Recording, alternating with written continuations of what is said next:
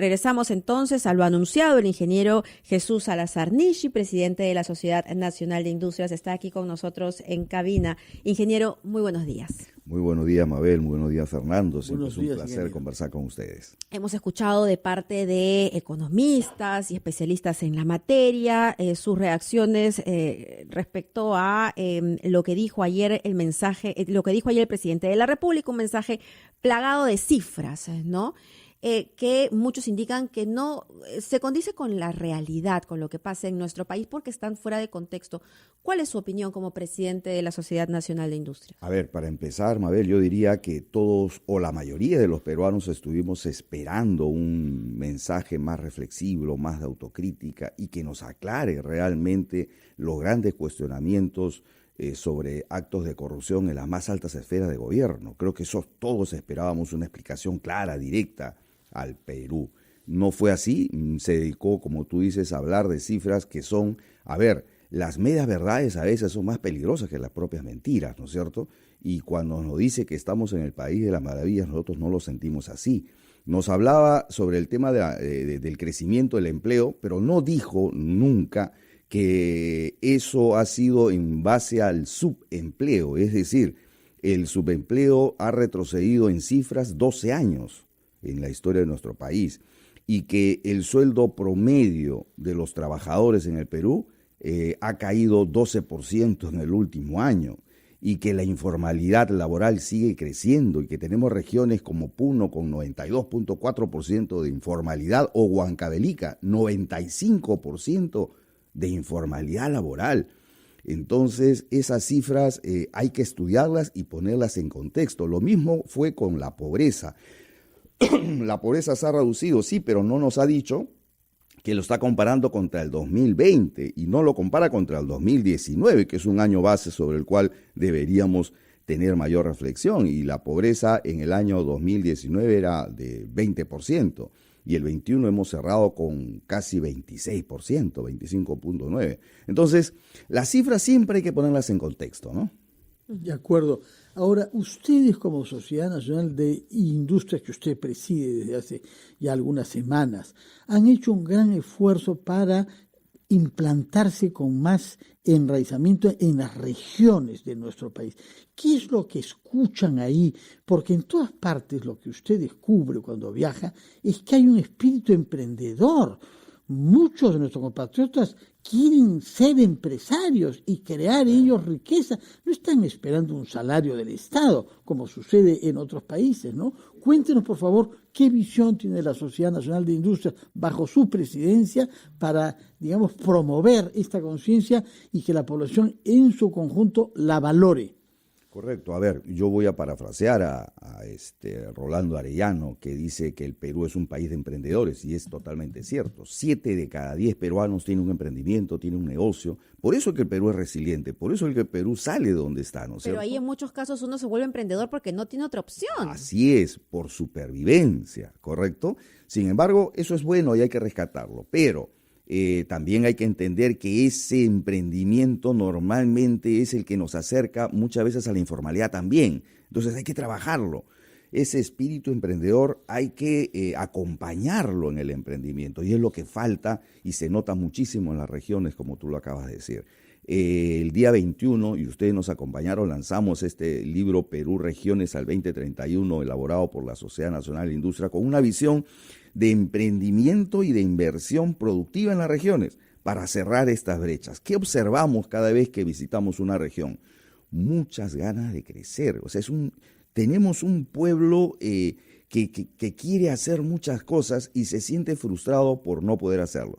Un caso concreto, Mabel, Fernando, cuando estuvimos en la macrorregión centro, hubo una emprendedora de Huancavelica, estábamos en Huancayo, fue hasta Huancavelica, ella es de Huancavelica, fue hasta Huancayo, y nos contó con mucho dolor cómo sus padres, que eran campesinos, ella hizo un emprendimiento para hacer una industrialización de su producto, hizo un gran esfuerzo y al final no podía sacarlos al mercado porque no tenía conectividad necesaria.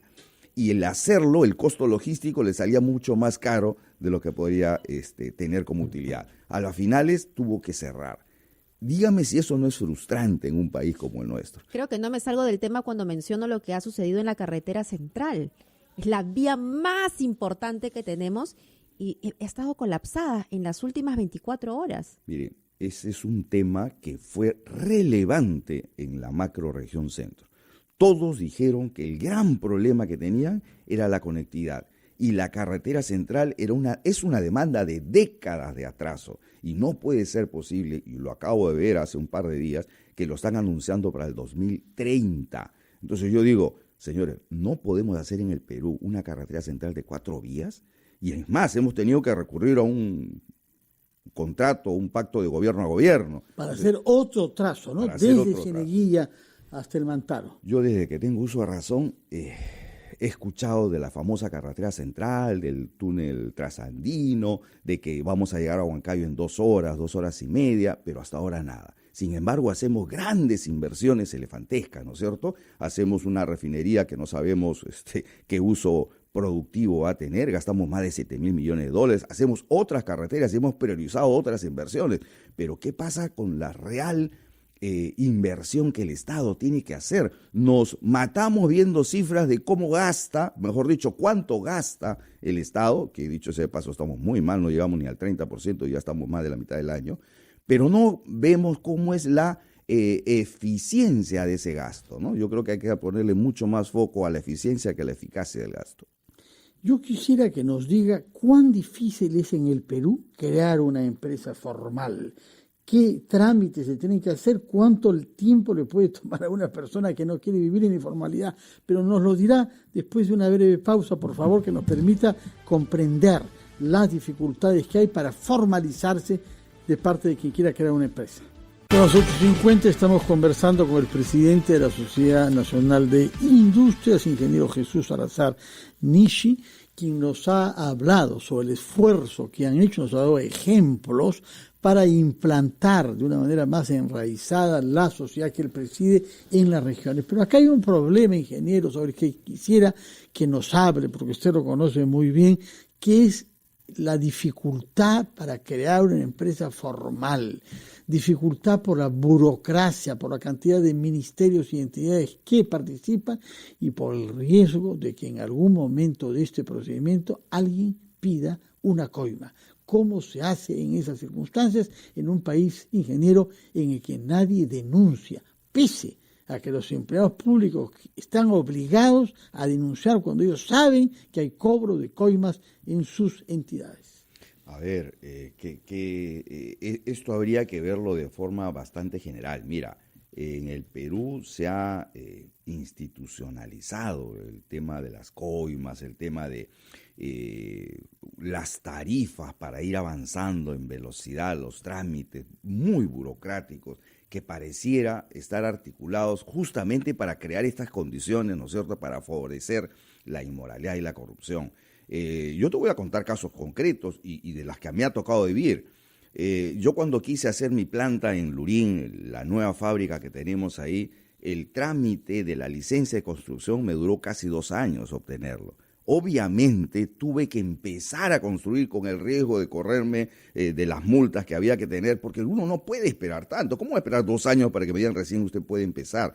Y intervenían bomberos, Ministerio de Cultura, Municipalidad de Lima, Municipalidad de Lurín, o sea, muchas instituciones para que al final a uno le den una licencia y le digan recién puedes construir. Y no te comento lo que significa sacar una licencia de funcionamiento en una municipalidad. Es increíble todos los niveles por los cuales tienes que transitar para pagar a todo el mundo, ¿no es cierto? El tema del examen de factibilidad de transporte, de medio ambiente, de todos los certificados que se pueden imaginar existen en nuestro país. Sacar un certificado de defensa civil para una empresa en el Perú es todo un reto, más si se trata de un tema industrial. Y no le hablo de OEFA, no le hablo de la DIGESA o de SUNAFIL o de todos los otros organismos que intervienen apenas uno abre un negocio. Entonces, ¿qué siente el emprendedor en el Perú? Que para hacer empresa tienes que vivir del costado de la ley, ¿no es cierto? Para que nadie te fastidie, porque si tú no tienes RUC, nadie te fastidia. El Perú es así, ¿no? O sea, si tú tienes RUC, te cae todo el mundo y te caen todas las supervisiones. Si te pones un pie al costado y eres informal y pasas esa gran masa de informalidad, nadie te fastidia y continúas en eso. Eso es algo que debemos romper y cortar ya. El Estado peruano no se preocupa por la formalización. Esa informalidad laboral la vemos replicada en todas las demás informalidades. Y esos actos de corrupción también debemos señalarlo y con voz fuerte. Yo hace más de 5 años dejé de participar en licitaciones del Estado porque es imposible ganar una licitación sin tener que pasar por las tarifas que todos... Hay un tarifario. Existen, por supuesto.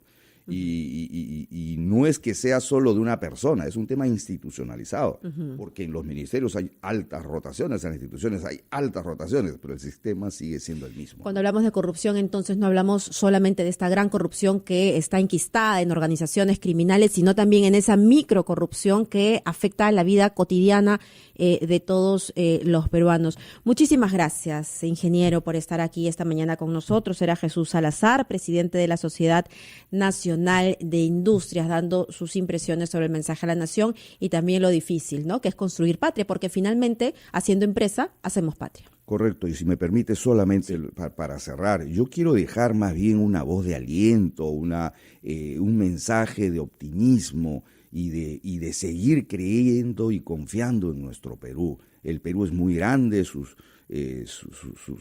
pueblo es un pueblo muy resiliente y desde la Sociedad Nacional de Industria lo que estamos esforzados es en crear institucionalidad, que es lo que hace mucha falta en nuestro país.